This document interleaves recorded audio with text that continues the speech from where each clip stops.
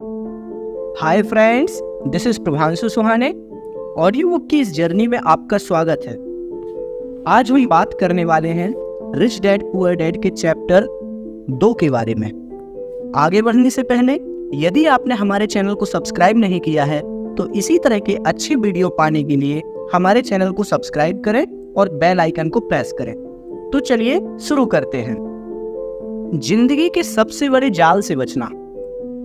अच्छा होगा कि तुम बचपन से ही यह सोचना शुरू कर दो, तुम अब जिंदगी के सबसे बड़े सबक को देख रहे हो। अगर तुम इस सबक को सीख लेते हो तो तुम बहुत ज्यादा आजादी और सुरक्षा भरी जिंदगी का सुख ले सकते हो। अगर तुम यह सबक नहीं सीख पाते हो तो तुम भी मिसेज मॉर्टिन और इस पार्क में खेल रहे ज्यादातर लोगों की तरह ही बन जाओगे। वे बहुत ज्यादा मेहनत करते हैं परंतु उसके बदले में उन्हें बहुत कम पैसे मिलते हैं।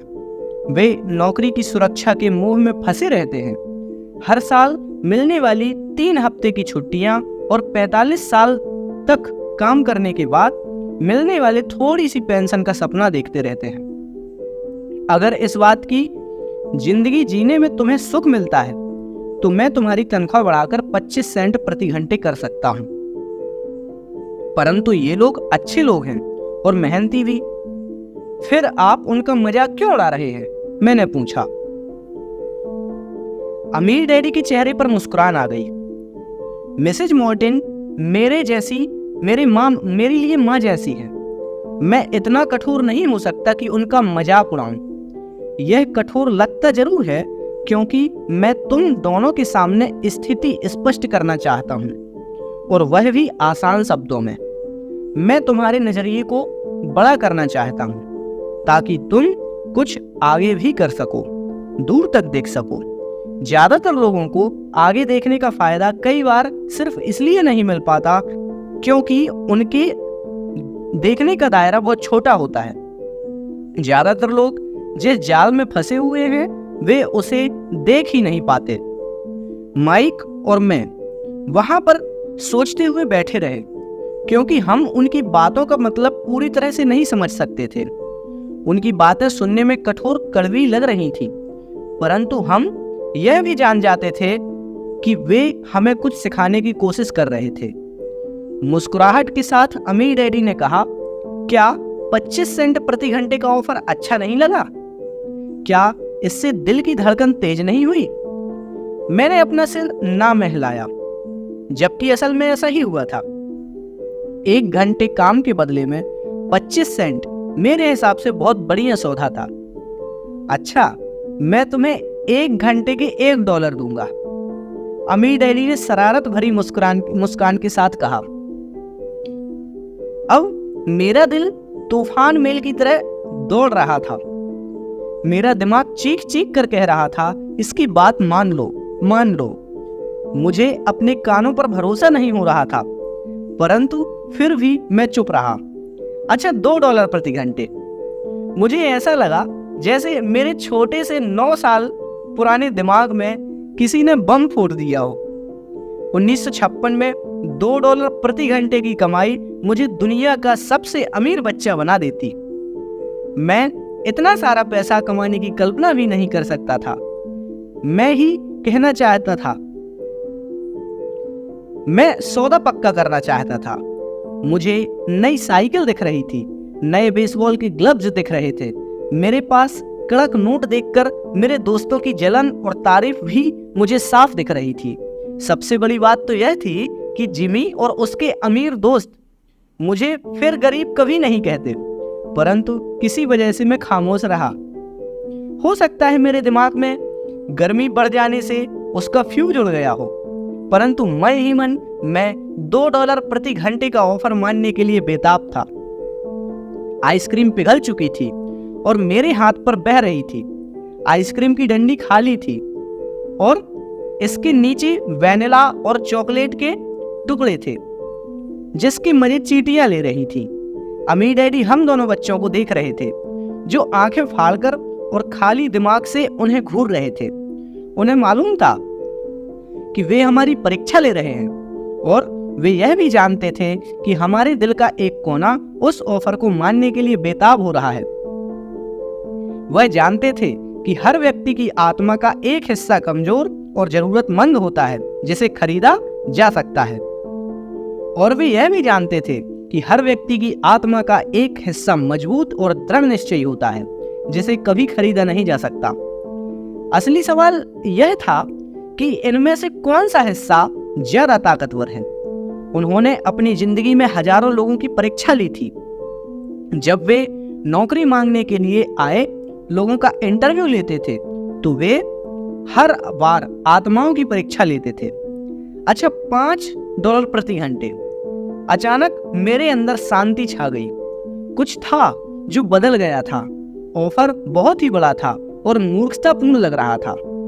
1956 में गिने चुने वयस्कों को $5 प्रति घंटे से ज्यादा मिलता होगा। लालच खत्म हो गया था और इसकी जगह शांति ने ले लिया था। धीमे से मैं अपनी बाईं तरफ खड़े माइक की तरफ मुड़ा। उसने भी मेरी तरफ देखा। मेरी आत्मा का जो हिस्सा कमजोर और जरूरतमंद था वह खामोश हो चुका था। मेरा वह हिस्सा जिसे खरीदा नहीं जा सकता था वह आगे निकल चुका था। मेरे दिमाग और आत्मा में पैसे को लेकर हुए इस युद्ध में शांति और विश्वास जीत चुके थे। मैं जानता था कि माइक भी उसी बिंदु तक पहुंच चुका होगा। अच्छा, अमीर डैडी ने धीमे से कहा, ज्यादातर लोगों की एक कीमत होती है और उनकी कीमत इसलिए होती है क्योंकि हम सभी में दो भावनाएं होती हैं, डर और लालच। पहले तो पैसे के बिना रहने के डर से हमें कड़ी मेहनत करने की प्रेरणा मिलती है। इसके बाद जब हमें तनख्वाह मिलती है तो हम में लालच या इच्छा की भावना जाग जाती है। पैसा होने पर हम उन बढ़िया चीजों के बारे में सोचने पर मजबूर हो जाते हैं जो उस पैसे से खरीदी जा सकती हैं। इस तरह हमारी जिंदगी का एक पैटर्न बन जाता है। किस तरह का पैटर्न?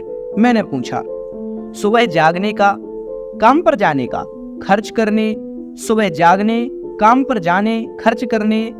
लोगों की जिंदगी हमेशा डर और लालच इन्हीं दो भावनाओं में चलती रहती है। उन्हें अगर ज्यादा पैसा भी दे दिया जाए तो भी वे इसी पैटर्न का अभ्यास करते रहेंगे। इसी पैटर्न में चूहा दौड़ता है। क्या कोई दूसरा रास्ता भी है? माइक ने पूछा। हाँ, अमीर डैडी ने धीमे से कहा, परंतु इसे बहुत कम लोग खोज पाते हैं। और रास्ता वह क्या है? माइक ने पूछा। और उसी रास्ते को तुम लोग काम करते हुए और मेरे साथ सीखते हुए खोज लोगे। मैं यही उम्मीद करता हूँ। इसी कारण मैंने तुम्हें पैसे देना बंद कर दिया है। इस बारे में कोई संकेत तो दे दीजिए, माइक ने कहा। हम लोग मेहनत से काम करते करते थक चुके हैं, खासकर जब तब इसके बदले में हमें कुछ नहीं मिलता है। पहला कदम तो यह कि तुम लोग सच बोलो, अमीर डैडी ने कहा। हम लोग झूठ नहीं बोल रहे, मैंने कहा। मैंने कब कहा कि तुम लोग झूठ बोल रहे हो? मैंने तो यह कहा है कि सच्ची बात कह देनी चाहिए, अमीर डैडी ने कह दिया। किस बारे में? मैंने पूछा। इस बारे में कि तुम लोगों को कैसा लग रहा है, अमीर डैडी ने कहा। तुम्हें यह किसी और से कहने की जरूरत नहीं है, सिर्फ अपने आप से सच बोलो। आपके कहने का मतलब क्या है कि इस पार्क में मौजूद लोग, आपके लिए काम करने वाले लोग, मिसेज मॉर्टिन, यह सब लोग ऐसा नहीं करते? मुझे ऐसा ही लगता है, अमीर डैडी ने कहा। इसके बजाय उन्हें हमेशा पैसा नहीं होने का डर सताता है। उस डर का सामना करने की बजाय, सोचने की बजाय, वे लोग सिर्फ प्रतिक्रिया करते रहते हैं। इस दौरान वे दिल से काम करते हैं, दिमाग से नहीं। अमीर डैडी ने अपने सिर पर उंगली ठोकते हुए कहा। फिर उनके हाथ में कुछ पैसे आ जाते हैं और उनमें खुशी, इच्छा और लालच की भावना जाग जाती है। और एक बार फिर वे दिमाग से सोचने की बजाय दिल से काम करने लगते हैं। तो वे दिल से, यानी अपनी भावनाओं से सोचते हैं, माइक ने कहा। बिल्कुल ठीक, अमीर डैडी ने कहा। वे इस बारे में सच नहीं बता पाते कि उन्हें कैसा लग रहा है। वे अपनी भावना से काम करते हैं। दिमाग से सोचने का कष्ट नहीं उठाते। उन्हें डर लगता है, वे नौकरी करने जाते हैं और आशा करते हैं कि ज्यादा पैसे आने से उनका डर दूर हो जाएगा, परंतु ऐसा नहीं होता है। वही पुराना डर उन्हें फिर से सताने लगता है। वे फिर से नौकरी करने जाते रहते हैं, पैसा कमाते हैं, काम करते हैं, पैसा कमाते हैं और आशा करते हैं कि डर से उनका पीछा छूट जाएगा, परंतु हर रोज जब वे उठते हैं तो उनका डर पुराना डर ही रहता है। वही पुराना डर करोड़ों लोगों में रात भर जागता है और उनकी रात बहुत चिंता और परेशानी में गुजरती है। इसलिए वे उठते हैं और काम पर जाते हैं और यह आशा करते हैं कि तनख्वाह की चेक से उनके दिल को कुतरने वाले इस डर को वे मौत की घाट उतार देंगे। सच बात तो यह है कि पैसा उनकी जिंदगी को चला रहा है, परंतु वे इस बारे में कभी सच नहीं बोलते। पैसे ने उनकी भावनाओं पर कब्जा कर लिया है और उनकी आत्माओं पर भी। यह कहकर अमीर डैडी खामोश हो गए ताकि उनके शब्दों में छुपा संदेश हमारे अंदर आ जाए। माइक और मैंने उनकी बातें सुनी थी, परंतु हम उनका मतलब पूरी तरह से नहीं समझ पाए थे। फिर क्या वजह थी अक्सर यह हैरानी होती थी कि लोगों जाने को के लिए प्रेरित करती जाने थी। कि इतनी जल्दी क्यों जब होती है। अमीर डैडी ने देख लिया उन्हें अपनी नौकरी में खास जितना मजा समझ सकते नहीं थे, आता उतना था समझ चुके और हैं। वे तो कभी खुश उन्होंने भी नहीं आगे दिखते कहा, थे। मैं यह चाहता हूं कि तुम लोग इस जाल से बचो। दरअसल मैं तुम्हें यही सिखाना चाहता हूं। मेरा मकसद तुम्हें सिर्फ अमीर बनाना नहीं है, बल्कि अमीर बनने की समस्याओं भी सुलझाना है। क्या इससे अमीर बनने से समस्याएं नहीं सुलझेंगी? मैंने आश्चर्य से पूछा। बिल्कुल नहीं। मुझे दूसरी भावना, इच्छा के बारे में अपनी पूरी बात बता दो। कुछ लोग इसे लालच कहते हैं, परंतु मैं इसे ज्यादातर इच्छा कहना पसंद करता हूँ। यह बुरा नहीं है। हम किसी बेहतर, ज्यादा सुंदर, ज्यादा सुखद या रोमांचक चीज की इच्छा रखें। लोग इच्छा की वजह से ही पैसे के लिए काम करते हैं। उन्हें सुख के लिए भी पैसे की जरूरत है, क्योंकि वे मानते हैं कि पैसे से सुख खरीदा जा सकता है। परंतु पैसा जो खुशी देता है वह अक्सर पल भर की ही होती है। उन्हें ज्यादा खुशी, ज्यादा आनंद, ज्यादा आराम, ज्यादा सुरक्षा हासिल करने के लिए ज्यादा पैसे की जरूरत होती है। इसीलिए वे काम करते रहते हैं और यह सोचते रहते हैं कि पैसा, डर और लालच से परेशान उनकी आत्माओं को शांति मिलेगी, परंतु पैसा यह नहीं कर सकता। अमीर होने के बाद भी नहीं? माइक ने पूछा। हाँ, अमीर होने के बाद भी नहीं, अमीर डैडी ने कहा। दरअसल बहुत से अमीर लोग इच्छा के कारण नहीं, बल्कि डर के कारण अमीर। वे सचमुच सोचते हैं कि दौलत हो तो पैसे ना होने का डर, गरीब होने का डर खत्म हो जाएगा। इसीलिए वे ढेर सारी दौलत जमा कर लेते हैं और तब जाकर उन्हें पता चलता है कि उनका डर और बढ़ गया। उन्हें अब इसकी खोने की चिंता सताने लगती है। मैं ऐसे दोस्तों को जानता हूं जो बहुत सा पैसा होने के बाद भी काम में जुटे रहते हैं। मैं ऐसे लोगों को भी जानता हूं जिनके पास आज दौलत करोड़ों की है, परंतु वे आज उससे भी ज्यादा चिंतित और परेशान हैं जितने वे गरीबी के दिनों में थे। उन्हें इस बात का डर है कि वे अपनी सारी दौलत खो न दें। अमीर बनने से पहले जो उन्हें डर सता रहा था, अमीर बनने के बाद और भी बढ़ गया है। दरअसल उनकी आत्मा का कमजोर और जरूरतमंद हिस्सा अब और तेजी से चीख रहा है। वे अपनी आलीशान बंगलों, शानदार कारों और ऐसो आराम की जिंदगी को नहीं खोना चाहते जो पैसों से खरीदी गई है। वे इसी चिंता में घुलते रहते हैं कि अगर वे कंगाल हुए तो उनके दोस्त क्या कहेंगे। इसी चिंता की वजह से कई लोग तो न्यूरोटिक और कुंठित हो जाते हैं। हालांकि वे अमीर दिखते हैं और उनके पास पहले से ज्यादा पैसा है। तो क्या गरीब आदमी ज्यादा सुखी होता है? मैंने पूछा। नहीं, मेरे हिसाब से तो ऐसा नहीं है, अमीर डैडी ने कहा। पैसे से दूर रहना भी उतना ही पागलपन है जितना उसके पीछे भागना। उसी समय कस्बे का एक पागल हमारी मेज के पास से गुजरा। और कूड़ेदान के पास रुककर उसमें कुछ ढूंढने लगा, जैसे उसे किसी ने समझाकर भेजा हो। चर्चा के इस मूड में हम तीनों उसकी हरकतों को दिलचस्पी से देख रहे थे, जबकि इससे पहले हमने उसे नजरअंदाज कर दिया था। अमीर डैडी ने अपने पर्स में से $1 निकाला और उस पागल बूढ़े को दे दिया। पैसा पास देखते ही वह तत्काल चला आया। उसने पैसे लिए और अमीर डैडी को ढेर सारी दुआएं भी दी और अपनी अच्छी किस्मत पर खुश होकर वह जल्दी से वहां से चला गया। इसमें और मेरे ज्यादातर कर्मचारियों में बहुत अंतर नहीं है, अमीर डैडी ने कहा। मैं ऐसे बहुत से लोगों से मिला हूं जो कहते हैं, अरे मुझे पैसे में कोई रुचि नहीं है, फिर भी वे हर रोज 8 घंटे की नौकरी पर जाते हैं। यह तो सच्चाई को नकारना है। अगर उन्हें पैसे में रुचि नहीं है तो वे नौकरी पर क्यों जाते हैं? इस तरह का चिंतन पागलपन का है। उस कंजूसी भरे चिंतन से मुझे ज्यादा पागलपन का, जिसमें कोई आदमी पैसे पर कुंडली मारे बैठा है। जब मैं वहां अपने अमीर डैडी की बातें सुन रहा था, तब मेरे दिमाग में यह ख्याल आ रहा था कि मेरे गरीब डैडी 1000 बार यह कह चुके हैं कि मुझे पैसे में कोई रुचि नहीं है। वे ऐसा अक्सर कहा करते थे। वे खुद की असली भावनाओं को छुपाने के लिए हमेशा यह भी कहा करते थे कि मैं इसलिए काम करता हूं क्योंकि मुझे काम करना पसंद है। तो हमेशा यह करना चाहिए? मैंने पूछा। यही कि हम पैसे के लिए काम नहीं, जब तक हमारे मन में डर और लालच की भावनाएं पूरी तरह से निकाल न दें।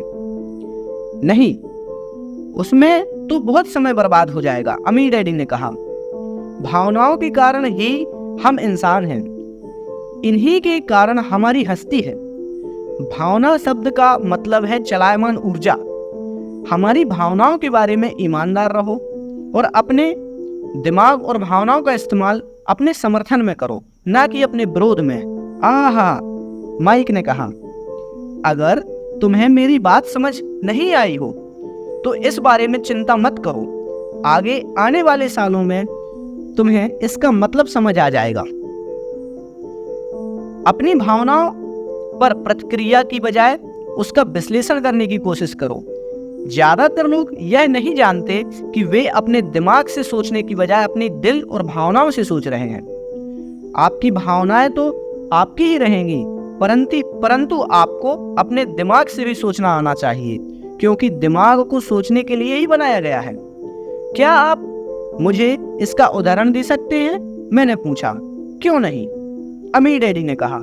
जब कोई आदमी कहता है मुझे नौकरी खोजने की जरूरत है, तो इस बात की बहुत संभावनाएं हैं कि उसकी भावनाएं फैसला कर रही हैं।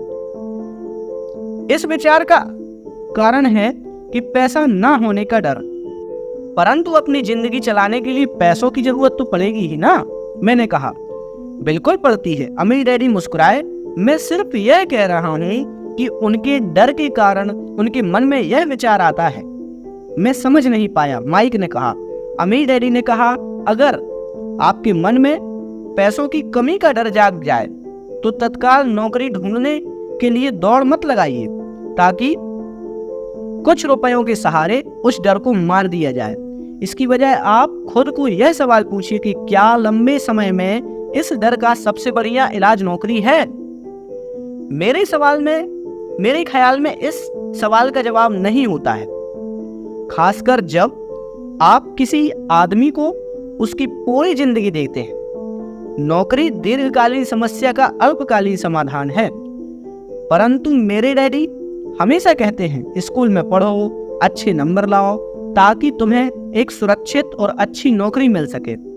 मैंने हड़बड़ी में बोल ही दिया, हाँ मैं समझ सकता हूं कि वे ऐसा क्यों कहते हैं। अमीर डैडी ने मुस्कुराकर कहा, ज्यादातर लोग ऐसी ही सलाह देते हैं और ज्यादातर लोगों के लिए यह एक अच्छा विचार होता है, परंतु लोगों के लिए इस सलाह के पीछे भी डर भी छुपा होता है।